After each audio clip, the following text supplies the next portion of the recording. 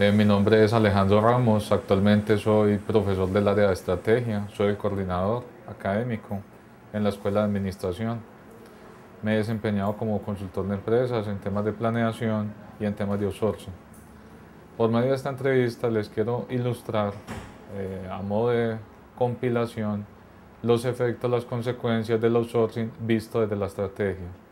De acuerdo a los autores del tema, uno tiene dos grandes divisiones en temas de estrategia: estrategias a nivel corporativo, estrategias a nivel de negocio. En el ámbito corporativo se dice en qué negocios entrar, cómo entrar y cuándo salir, y de qué manera o cómo intervienen la parte directiva en ese proceso. En la parte de negocio básicamente se apunta a cómo generar una mayor competitividad. Básicamente uno pensaría, desde la estrategia, ¿por qué tomar outsourcing? Digamos que hay una gran variable que son el concepto de economías de escala. ¿Qué es economías de escala? Digamos que hay un eje X y Y. En el eje X se puede tener la variable cantidad, volumen, producción, y en el eje Y los costos unitarios.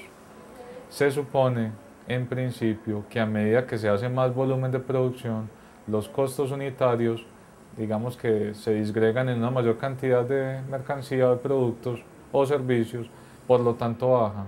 Pero llega un punto en donde por hacer más volumen, ese costo unitario inmediatamente ya se vuelve antieconomía de escala. Ese es un punto de quiebre. Otro concepto es economía de escala versus volumen versus diversificación o variedad de productos. Desde mercadeo nos han mostrado que es necesario adaptarse a los mercados, personalizar los segmentos, los nichos y demás, pero se nos olvidó que es que visto desde la estrategia muchas veces producir más y tener mayor diversificación no se traduce en mayor rentabilidad o no necesariamente. Y ahí es cuando uno comienza a decir lo que son los conceptos de costos fijos, convertirlos a variables. En ese concepto básicamente aparece, en ese punto de quiebre, aparecen tres ideas de por qué tener outsourcing. El primero es por dedicarme a mi core business, a lo que es el centro de negocio. Lo segundo es debido a la especialización. Y lo tercero es básicamente por volumen o por convertir costos fijos en variables. En ese punto, básicamente la estrategia tiene que corresponder al siguiente dilema. Ese crecimiento me tiene que garantizar mayor rentabilidad. Si no, no tiene haber sentido haber crecido. En consecuencia, yo digo a mis estudiantes en clase, ¿para qué creció? Por lo tanto, vender menos, gano más.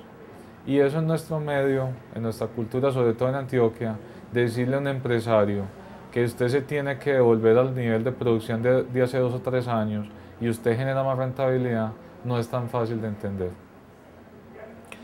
De mis experiencias, uno dice cuáles son los costos de no hacer outsourcing o cuáles son los costos de hacerlo.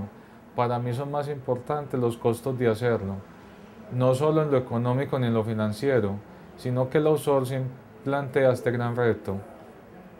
Gano poder porque busco, digamos, conocimiento en un tercero, experiencia, pero pierdo control.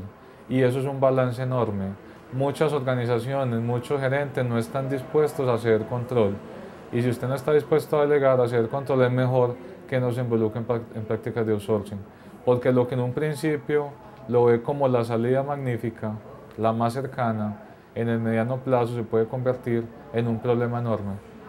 En el outsourcing es claro entender lo siguiente: dedique 5 minutos a establecer cómo se sale y 1 minuto a establecer cómo se mete. ¿En qué? En esos contratos con terceros.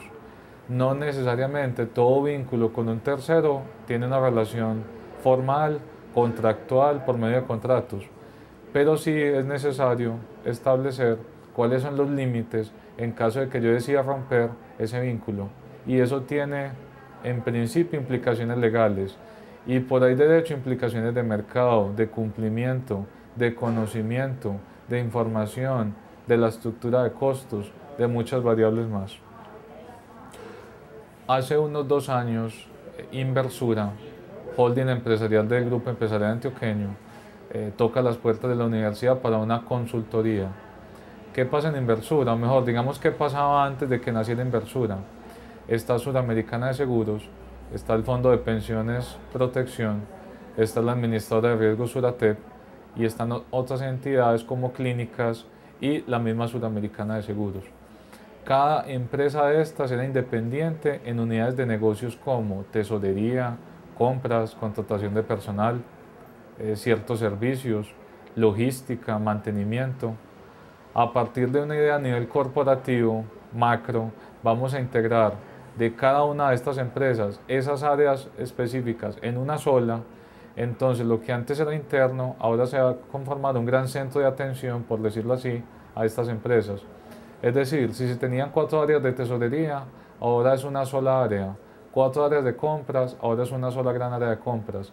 Y esa área de compras le sirve a estas 4 empresas en forma independiente. ¿Qué sucede? Entonces fuimos a la primera reunión, nos comentan, esa decisión se toma en busca de rentabilidad. Buscando rentabilidad, la empresa pierde control.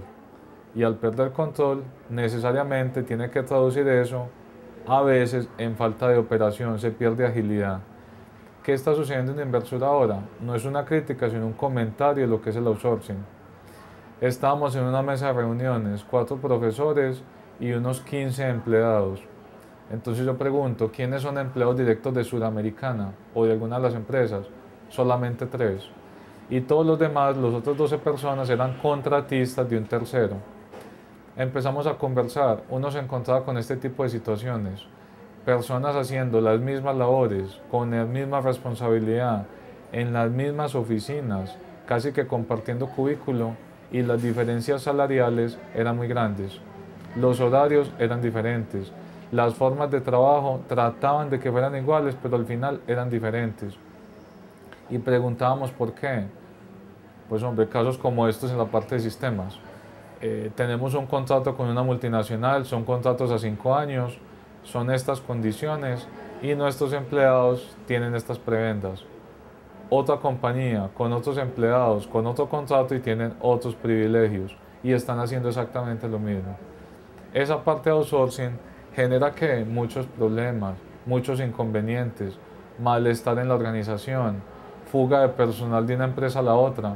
Entonces ya la gente se quiere pasar por el contratista que mejor prebendas tiene con sus empleados y seguir en la misma compañía mejorando sus ingresos.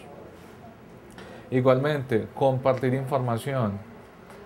Usted sería capaz de compartir su centro de costos, compartir la base de datos de sus clientes, compartir su know-how, su curva de experiencia de aprendizaje. En el outsourcing aparece un gran reto, ¿cuál?